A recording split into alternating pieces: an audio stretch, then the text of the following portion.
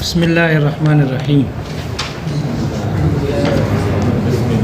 ظہیر بسم اللہ پڑھ لو اللہ کی رضا کے لیے.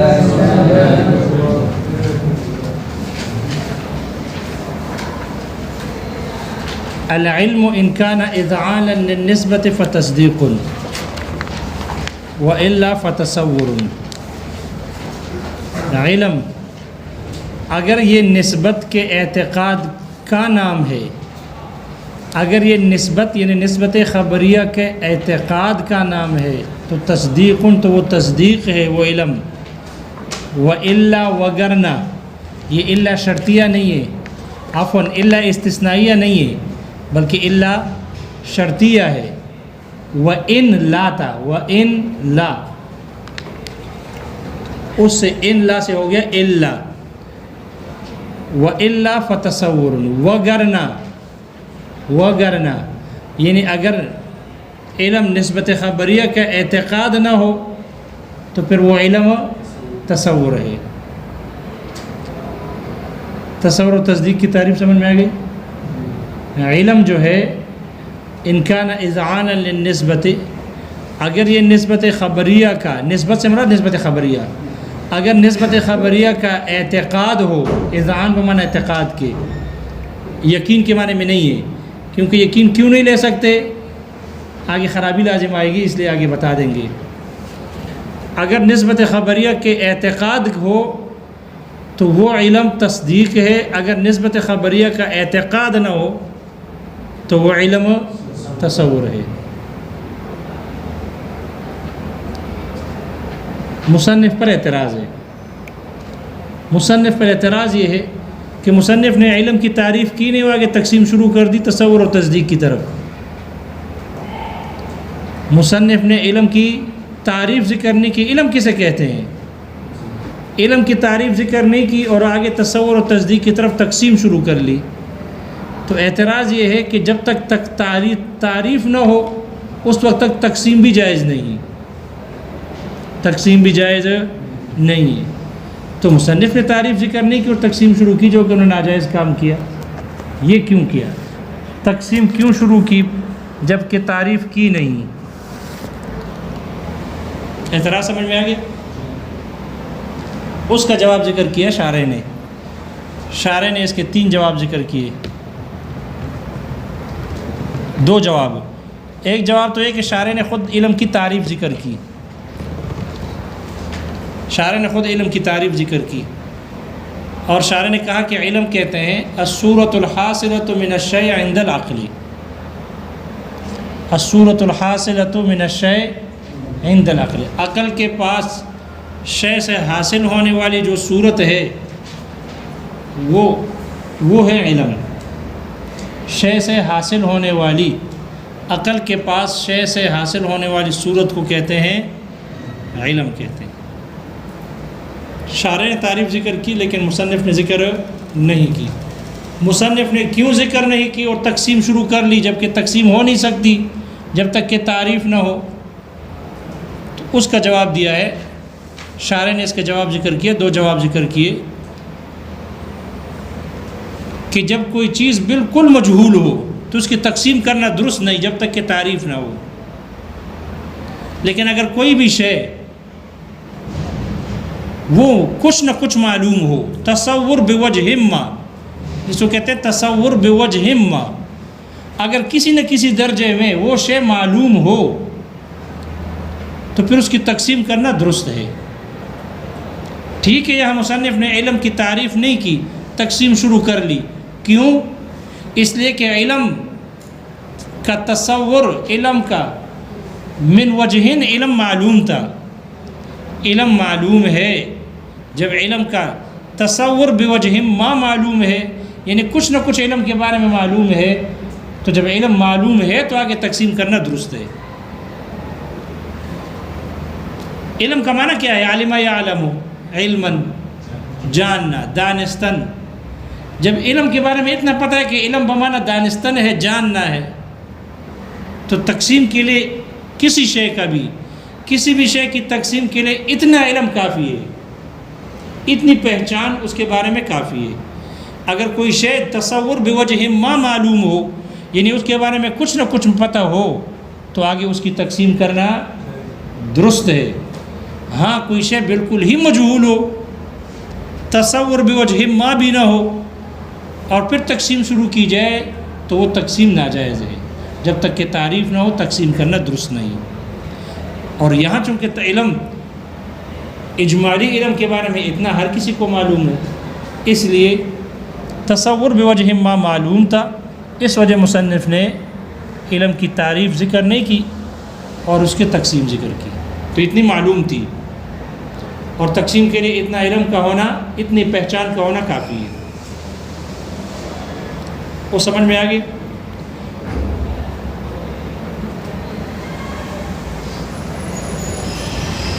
صرف تصور بوجہ ما پر اکتفا کرتے ہوئے۔ دوسری وجہ مصنف نے تعریف ذکر نہیں کی، اس لیے کہ علم کی تعریف یہ مشہور ہے، اور جو چیز مشہور ہوتی ہے اس تعریف کے محتاج نہیں ہوتی۔ جب تعریف کے محتاج نہیں ہے تو مصنف نے اس لیے تعریف ذکر نہیں کی اور تقسیم شروع کر دی، اس لیے کہ علم کی تعریف مشہور ہے، مشہور مستفیض ہے، مستفیض یعنی مشہور ہے، اس لیے شہرت پر اکتفا کرتے ہوئے تعریف ذکر نہیں کی۔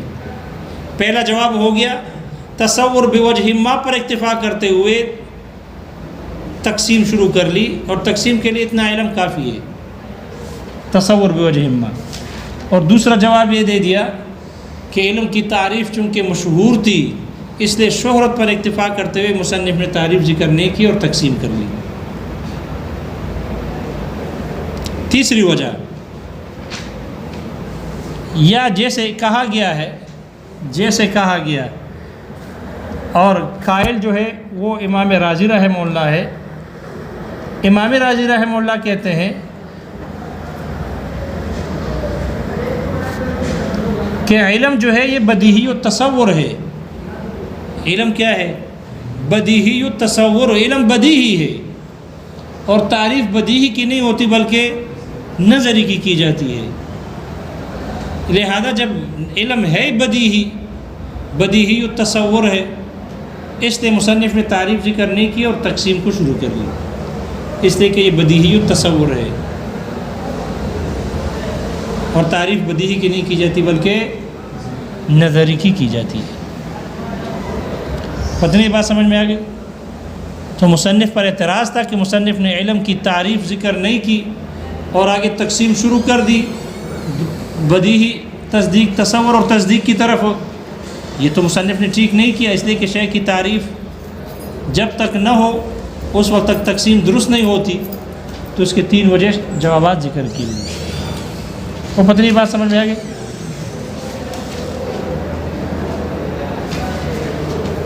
یہ یاد رکھنا، شارحین نے لکھا ہے کہ انسان کا جو عقل ہے نا، مثل آئینہ ہے، شیشے کی طرح ہے۔ لیکن عقل اور آئینے میں فرق یہ ہے کہ آئینہ محسوسات کا تصور کر لیتا ہے، کہ عکس کرتا ہے۔ جو چیز محسوس ہو، جو چیز نظر آ جائے، آئینے میں وہ چیز نظر آتی ہے۔ آئینہ آپ کو وہ چیز بتائے گی جو نظر آئے گی۔ جو نظر نہیں آتی، جو محسوس نہیں ہوتی، آئینہ آپ کو وہ بتاتی بھی نہیں ہے، نہیں دکھا سکتی۔ جبکہ عقل ایسا آئینہ ہے کہ جو محسوس اور مبصر کو بھی دکھاتی ہے، اور جو محسوس اور مبصر نہ ہو، نظر نہ آئے، عقل وہ بھی آپ کو دکھا دیتی ہے۔ عقل آپ کو دکھاتی ہے کہ اس میں محبت کتنی ہے، اس میں عداوت کتنی ہے، اس میں بغض کتنا ہے، اس میں نفرت کتنی رکھی ہوئی ہے۔ یہ بغض، عداوت، محبت، نفرت، یہ چیزیں آئینہ اس کا عکس نہیں کرتی، آئینہ آپ کو نہیں دکھاتی، لیکن عقل اس کا عکس کر لیتا ہے، عقل آپ کو دکھا دیتا ہے۔ تو عقل بھی آئینے کی طرح ہے، عقل بھی آئینے کی طرح ہے۔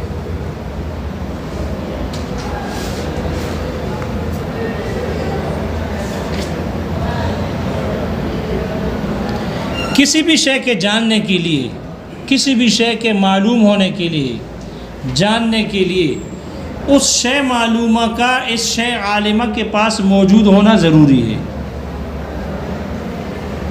کسی بھی شے کے معلوم کرنے کے لیے اس شے معلومہ کا اس شے عالمہ کے پاس موجود ہونا ضروری ہے، چاہے وہ بالذات موجود ہو یا بالصورت موجود ہو، لیکن موجود ہونا ضروری ہے۔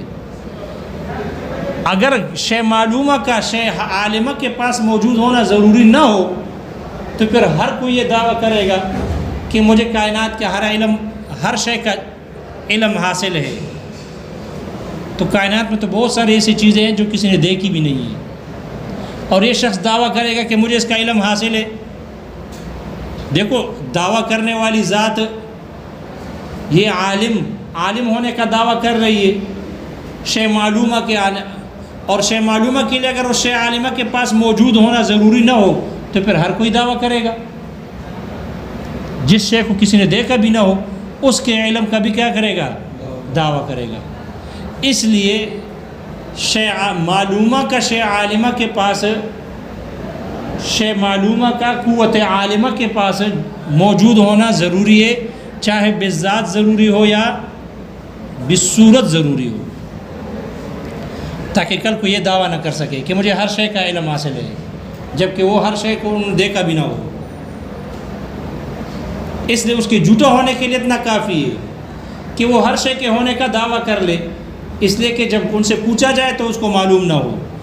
تو شے معلومہ کا عالمہ کے پاس موجود ہونا یا بالذات موجود ہونا ضروری ہے یا بالصورت موجود ہونا ضروری ہے۔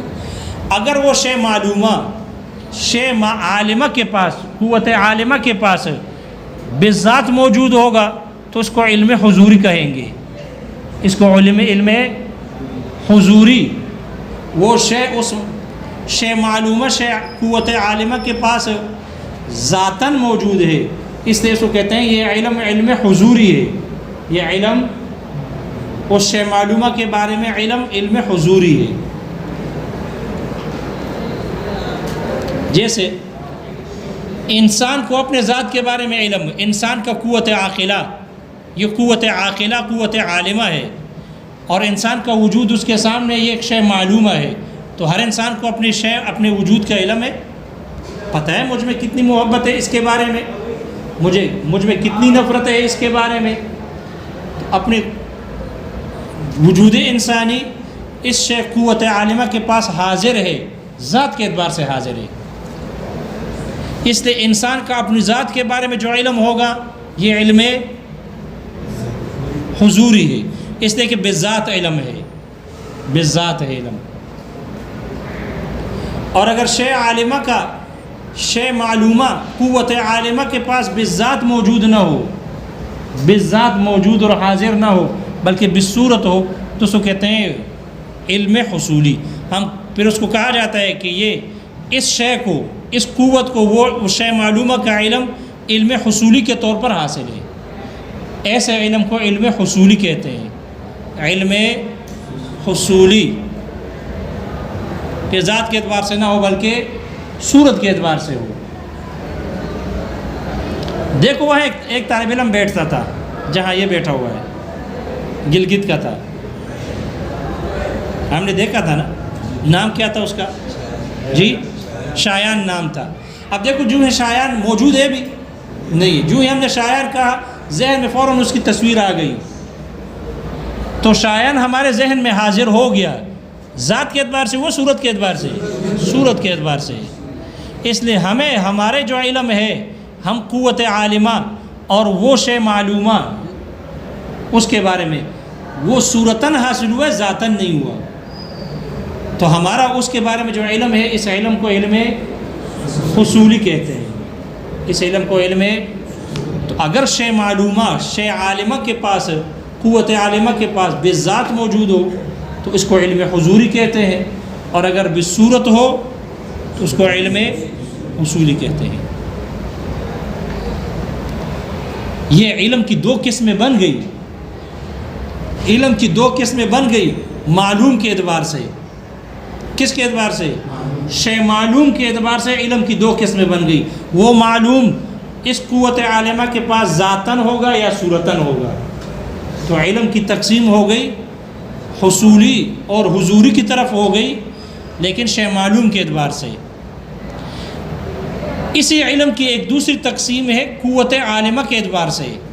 یہ جو قوت ہے، قوت عالمہ عاقلہ، جو اشیاء کا علم حاصل کرتی ہے، اس کے اعتبار سے بھی علم کی دو قسمیں ہیں. یا یہ قوت عاقلہ اور عالمہ قدیم ہوگی یا حادث ہوگی. قدیم ہوگی یا حادث. قدیم کا مطلب یہ ہے کہ ازل سے ابد تک ہو، نہ جس کی ابتدا ہو نہ جس کی انتہا ہو، ازل سے ہو ابد تک ہو، یہ ہے قدیم.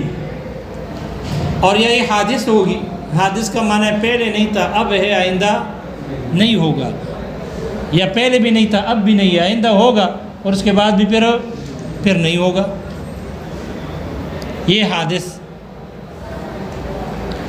تو علم کی دوسری تقسیم قوت عالمہ اور مدرکہ کے اعتبار سے. قوت عالمہ اور مدرکہ کے اعتبار سے بھی علم کی دو قسمیں ہو گئی، قدیم اور حادث.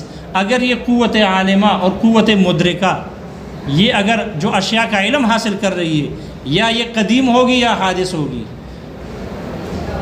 اس اعتبار سے علم کی چار قسمیں ہو گئی. علم کی کتنی قسمیں ہو گئی؟ علم کی چار قسمیں ہو گئی. علم حضوری قدیم، علم حضوری حادث، علم حصولی قدیم، علم حصولی حادث.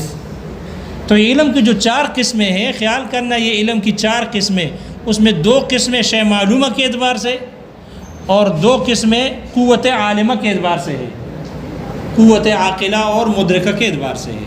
اس اعتبار سے علم کی چار قسمیں ہو گئی: علم حضوری قدیم، علم حضوری حادث، علم حصولی قدیم، علم حصولی حادث. علم حضوری قدیم جیسے اللہ تعالیٰ کا علم ہے اپنی ذات کے بارے میں اور تمام کائنات کے بارے میں. اللہ تعالیٰ کے سامنے اللہ تعالیٰ قوت مدرکہ، قوت عاقلہ، ادراک کرنے والی قوت ہے، اشیاء کا ادراک اور علم حاصل کرتی ہے. تو اللہ تعالیٰ کی ذات قدیم ہے اور شے معلومہ اللہ تعالیٰ کے سامنے بالذات حاضر ہے، بالصورت نہیں بلکہ بالذات حاضر ہے. تمام اشیاء، خود اللہ تعالیٰ کی ذات اللہ تعالیٰ کے سامنے اور تمام کائنات کا علم اللہ تعالیٰ کے سامنے بالذات حاصل ہے، موجود ہے، حاضر ہے. اس لیے اللہ تعالیٰ کا اپنی ذات کے بارے میں اور پورے کائنات کے بارے میں جو علم ہے، اس کو کہتے ہیں علم حضوری قدیم. علم حضوری قدیم اس لیے کہ اللہ تعالیٰ قدیم ہے اور اللہ تعالیٰ کے سامنے اشیاء بالذات موجود ہے، تو علم حضوری بھی ہے اور قدیم بھی ہے. دوسری قسم ہو گئی علم حضوری حادث. علم حضوری حادث، جیسے کہ انسان کو اپنے ذات کے بارے میں علم. انسان حادث ہے قدیم ہے؟ حادث ہے. انسان حادث ہے. تو انسان حادث ہے اور انسان کے بارے میں، انسان کا اپنے ذات کے بارے میں جو علم ہے وہ حضوری ہے. اس لیے انسان کو اپنے ذات کے بارے میں علم ہے اور ذات ان کے سامنے حاضر ہے، موجود ہے، بالذات موجود ہے، صورتاً موجود نہیں ہے، بالذات موجود ہے. اس کو کہتے ہیں علم حضوری حادث. علم حضوری حادث. تیسری قسم بن گئی علم حضوری، علم حصولی قدیم. علم حصولی قدیم جیسے مناطقہ کے نزدیک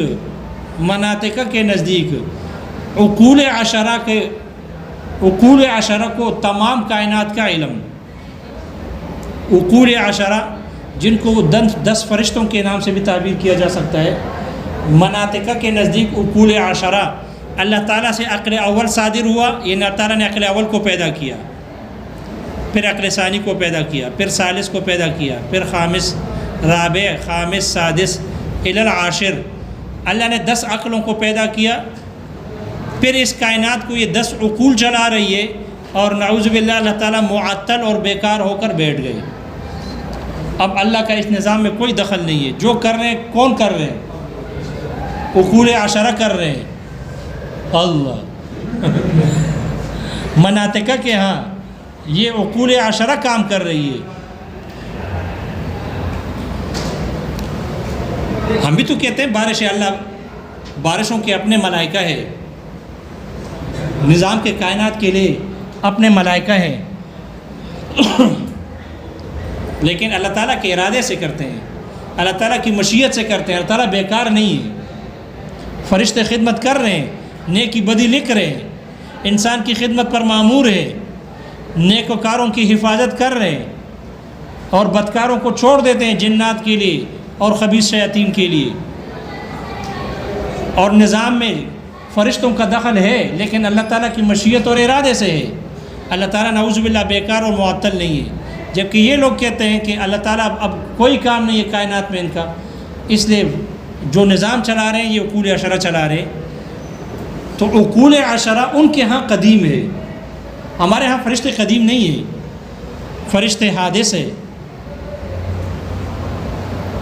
صرف اللہ کی ذات، ان کی صفات قدیم ہے، اللہ کی ذات اور ان کی صفات قدیم ہے، باقی سب حادث ہیں۔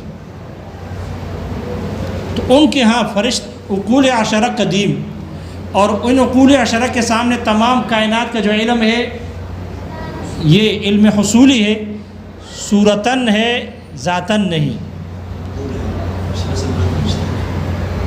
10 فرشتے بھی کہا جا سکتا ہے نہیں، 10 فرشتے کہا جا سکتے ہیں۔ لہذا عقول عشرہ کے سامنے پورے کائنات کا علم یہ علم حصولی ہے اور قدیم ہے، علم حصولی ہے، اور وہ عقول عشرہ ان کے ہاں قدیم ہے، یہ ان کے ہاں ہے، ہمارے ہاں مسلمانوں کے ہاں نہیں ہے۔